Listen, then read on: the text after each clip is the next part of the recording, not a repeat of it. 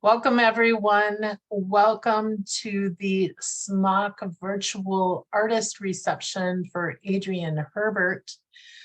We're glad you joined us, and we are recording this virtual reception so that we can post it on our website and it can live for quite a long time for people to go back and check it out and be able to hear from Adrienne and also see the virtual tour that we're going to do here momentarily. So just a little bit of hosting. I'm Nicole DeBoer. I am the director of the Southwest Minnesota Arts Council. Also on this call are very great team members, Crystal and Carolyn. Crystal has created the video for the tour tonight, and so tremendous thanks to her for all her extra work on that. SMAC has been around for over 50 years. We are primarily a grant funder. We are focused solely on the arts.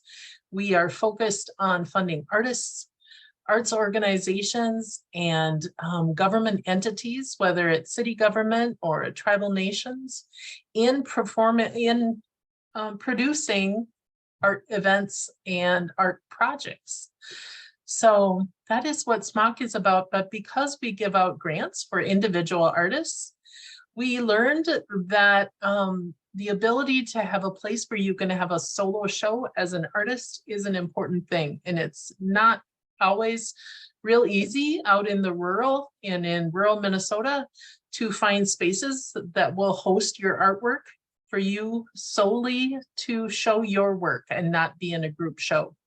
So SMAC decided about 15 years ago that we would adorn our walls with artwork from an artist that has been a grantee, that has received a grant from us.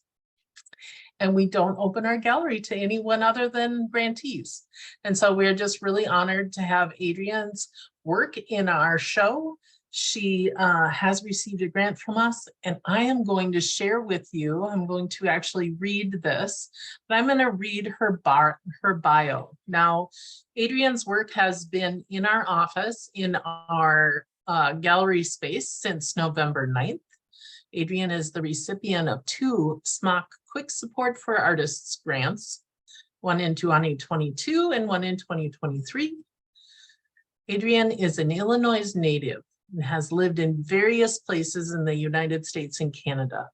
Always drawn to water, much of her time has been spent in Florida, near the Gulf Coast, in Canada, near the Lake of the Woods, and now in Minnesota. In all places, nature and people have been the primary sources of inspiration. Hiking in the woods or along a beach, she always has a camera in her hand. She captures her subjects to savor the memories of the experience and also to paint them.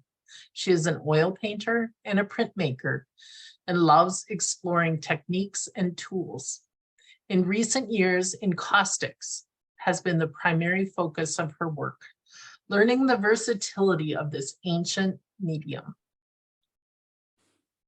So thank you for being with us, Adrienne. Thank you. Yes, we are so pleased to have you. Is there anything you'd like to add to your bio and your introduction? Well, the 2022 grant was for a show in Worthington that had been postponed for 2 years because of the pandemic. So it was nice to be able to finally do that. And then, of course, this year's show was there, and I'm thrilled to be here. Thank you so much. Thank you for the opportunity. And Carolyn, thank you for the beautiful music. You're welcome. Yeah. I enjoyed it. I did too. Adrienne is referencing her in-person reception at the SMAC Gallery on November 9th, where Carolyn played her harp. And it was just lovely. It was. It's lovely. Yeah. Yeah. Well, as I mentioned earlier, thanks to Crystal, we have a video tour. So you're going to experience the entire SMAC Gallery by watching a video. It most likely will have some background music going on. And Crystal is going to work to share her screen And the video will come up. You should be able to see and hear it. And did I give you sharing ability? You bet. Awesome. Thanks, Crystal.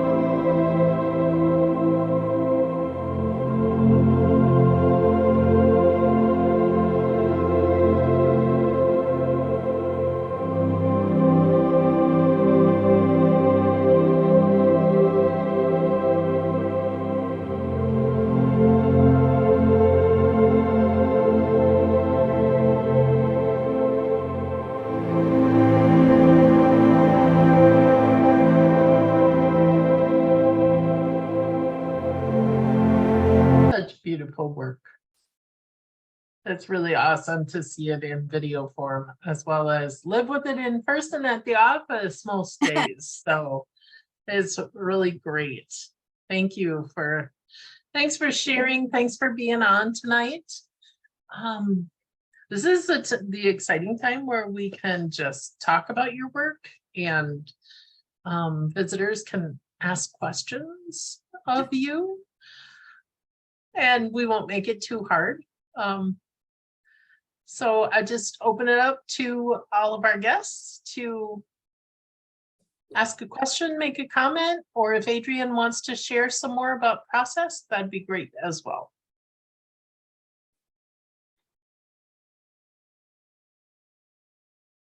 Does anybody have a question about process?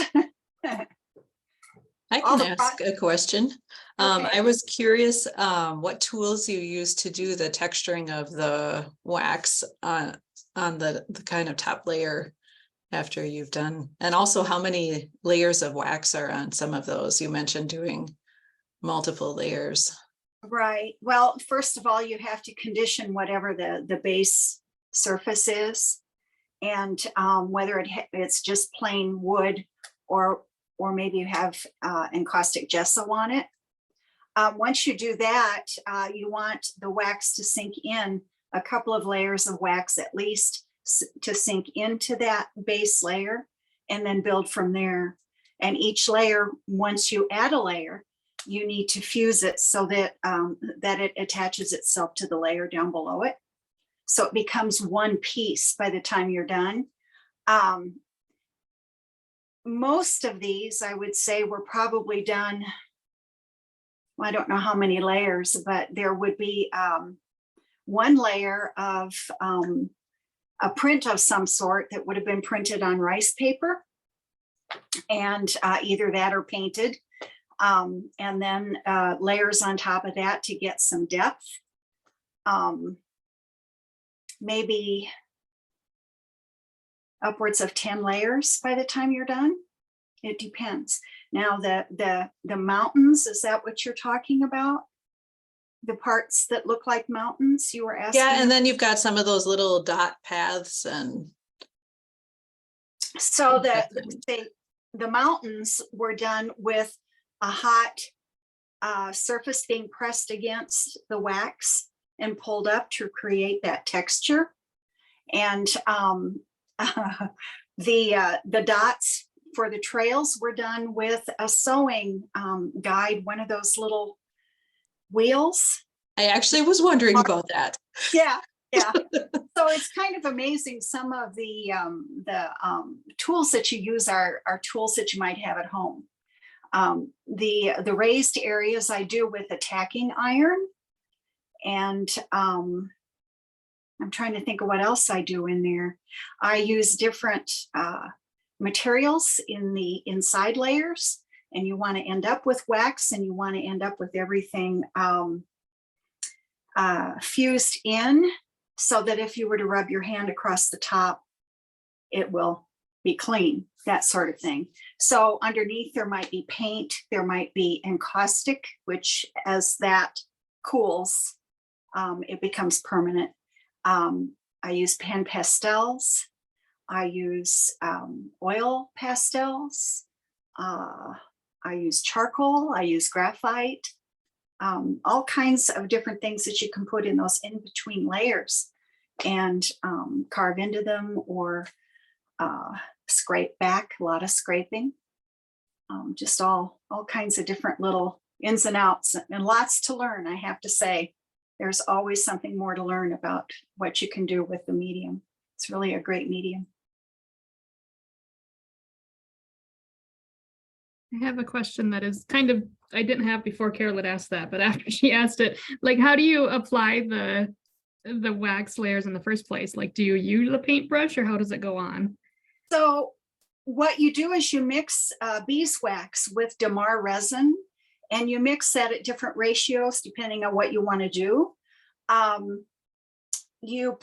Once you've mixed this resin and the wax together, you have to melt it all together to mix to begin with, and stir it to mix it.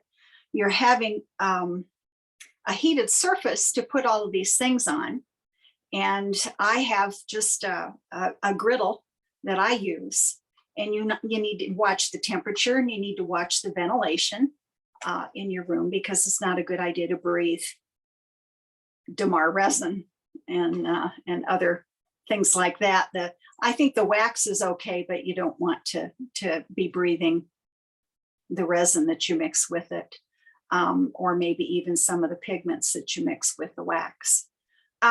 Using the griddle, I can heat different colors of wax. I can mix my own, which I do a lot of my own color mixing with oil paint, and or you can choose to use store-bought colors that you get from different places that will be mixable with, I should say thinnable with clear medium. So the medium is an extender for colors that are from the store rather than as you make it. And any of those things are able to be mixed with other colors as you're making them, because heating them makes them liquid. And when you apply them to a surface, well, first of all, the surface has to be primed, as I said, but when you apply the paint or the medium to the surface, you want it to be warm enough that it flows. So that's going to make a difference as to what kind of brush you use. If you use a bristle brush, your strokes are going to be much stiffer and more linear. And if you use a goat hair brush, which is a hake,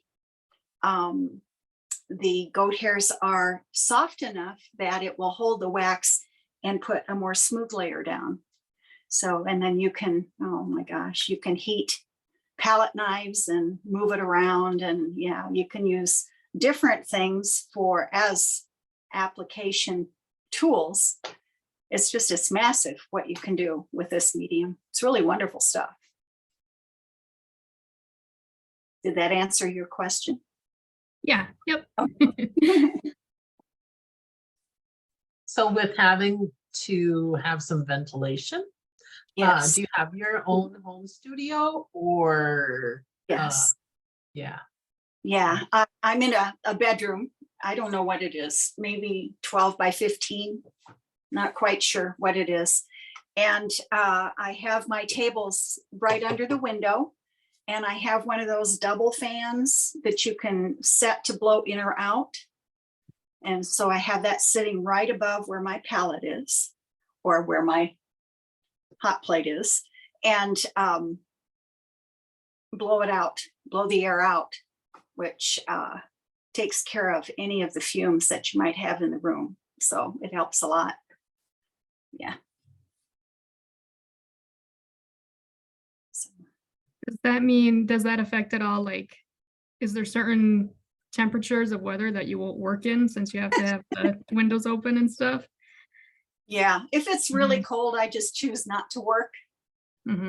Because, well, when you open, they're double hung windows. So when you open it and you put the fan in the bottom, you have that little opening at the top where the cool air comes right back in. So other than that, you're pulling heat, I guess, out of the house and, or, through the room and out the window. So yeah. And of course it works the same way if it's really hot out. You don't want the air conditioning running out the window either. So yeah, it's nice if it's like 60s, that sort of thing, or 50s. Today would have been a good day to open the window and use the fan, but I didn't do that today. So yeah. Do you experience any like if you were working in the cold, does it cool down the wax kind of faster so you would have more difficulty working with it, or does that stay pretty consistent? I think that stays pretty consistent. It depends on what you have your palette or your hot plate or your griddle set at, and you have a little temperature guide, a little thermometer you set right on the surface. So you want to keep the temperature of the surface somewhere around 180 to 200 degrees. And of course, you don't want to go higher than, they say, like 220, because then it becomes kind of toxic and you'll get some smoke off the griddle. So you want to keep it warm enough to work with, but cool enough so it doesn't cause a problem. And that's why you have that little, the little thermometer that you set on the surface tells you what the temperature is. And if you preheat your working surface, which would be a wood panel, because you can't do it on canvas, has to be wood or some sort of rigid panel. If you heat that first and then use the wax, it flows much easier. And then fusing will be either with a heat gun, or it might be with one of those little craft heat guns that they use for embossing, or a torch. So, yeah. So you keep a little fire extinguisher right next to your workspace. Yeah. I have another question. Sure. I'm curious how much you sort of have a vision for your final, how this piece is going to turn out, and how much is just kind of intuitive as you add a layer and see what it does. I would say doing the kind of work that I've done with the maps and everything, it is more intuitive. You have to be, I should add that when you're oil painting or any kind of painting, you can just go and it takes you away, and you don't worry about anything, you just work. But you have to be a little bit more present when you're working with the wax, and it's a good idea to have a plan. And the best thing about the wax is that if you don't like what you're doing, you can just tip it up and melt the wax off the surface, scrape it, and start over, which is kind of hard to do with paint, but I suppose it could be done. Yeah.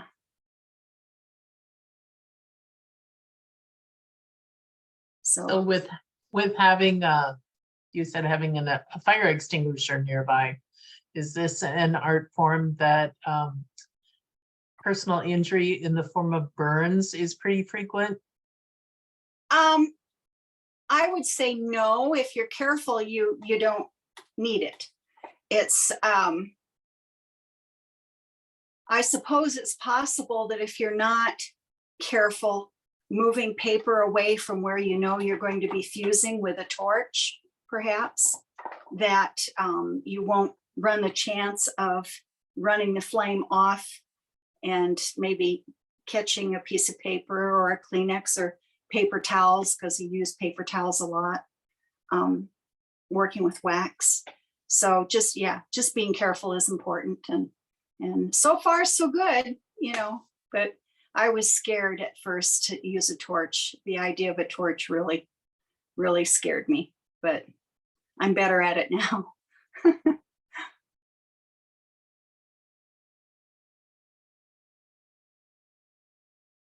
I have a question about some of the pieces. I think I overheard you talking about maybe some of the bird ones. I think that are all painted, like they don't use an image underneath at all.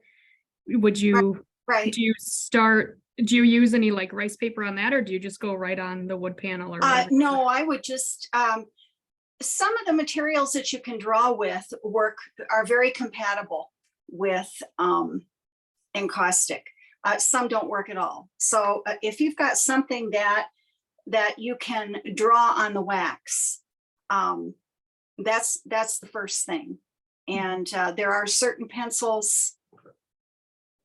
I don't have any of those materials out right now, but one's called the all pencil. There's something else that's called a woody, a 3-in-1 woody. They're compatible, and you can draw right on the wax and then get started that way with your painting. Yeah, you have to have some sort of structure, I guess, before you start a painting. So I would say that's the best way to do it. You can transfer images and start from there. But usually when it's just a painting like the heron or the kingfisher, those are both on the wax, drawn and then painted that way without an image underneath.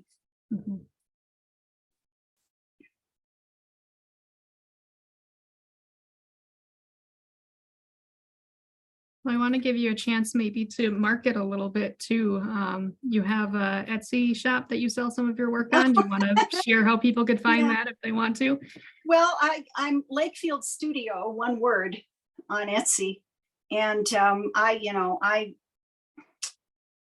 don't sell a lot, but I think I'm enjoying what's happening. And, my very first sale, I didn't expect it. And I noticed it 4 days later, which was just awful. And so I ended up overnighting the one of the little 4x4s is on Etsy to the person who bought it. And then she didn't end up picking it up at the post office. So it still took several days to get there, but she was very good natured about it. They had an ice storm. It went to, I think, Portland. I think that's, or maybe a suburb of Portland. And she was very, very nice about it. I mean, there was nothing I could do because I just didn't expect a sale. I'd gone so long without anything being up there. And then there was that sale. So yeah, it's a learning experience. And it's interesting. You go and you look at your stats. And so I've learned now, since that very first sale, to make sure that I look every day just in case. Otherwise I miss it. So yeah. So that reminds me to mention that Adrienne's work is in the SMAC Gallery until December 22nd. And through the video, you'll see all the prices that are associated with the pieces. And SMAC does not take any commission on our artists' work. So all of the funds go directly to Adrienne. So if you need anything, give her a ring. If you need something from the gallery and you want to pick it up on December 22nd, or we can flex that out. We usually don't like to let go of our gallery work until end of day on the closing day, because someone might come in at the last minute and want to see the whole show. But, in the holiday spirit, I think we could be flexible. Any other questions? We had someone pop on and then leave the meeting, which is too bad. That was my son. Okay. And I don't know why he left. I'll have to ask him. May have had some technical difficulties and he's like, mom knows I tried.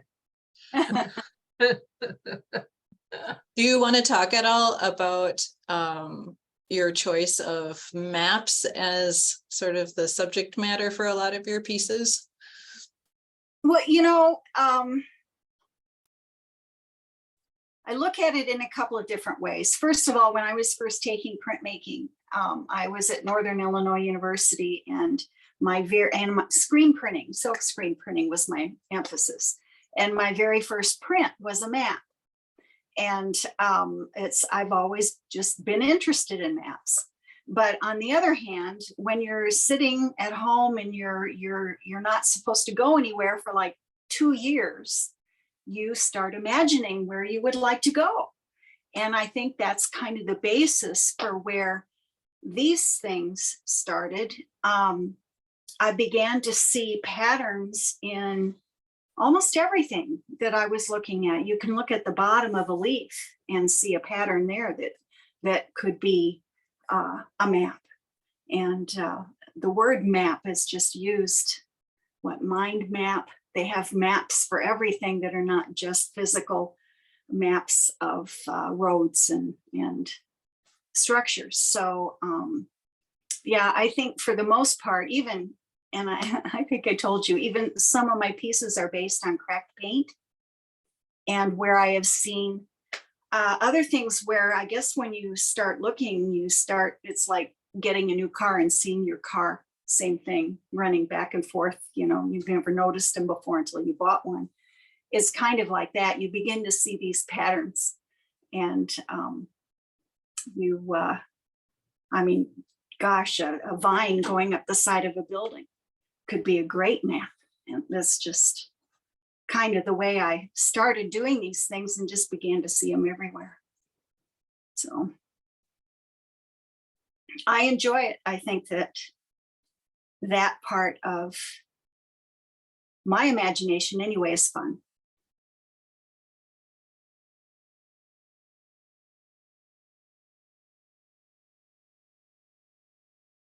Well, we sure have enjoyed getting to learn a little more about your process and your work. Thanks. I'm just giving a little space for any other comments or questions. And as I mentioned, we'll do a little editing of this video to take out any front end stuff talking about cats and whatnot. And then we'll post this on our website so that people that weren't able to join us tonight are able to join. So Adrienne Herbert's work is in the SMAC Gallery from November 9th through December 22nd of 2023. And we're just so grateful for you being willing to bring your work from Lakefield all the way to Marshall and then come back for an in-person reception, join us tonight, and then pick it up. So thank you very much. Thank you. Thank you. Thank you. And so good night. Thank you all for being here. Thank you. Bye.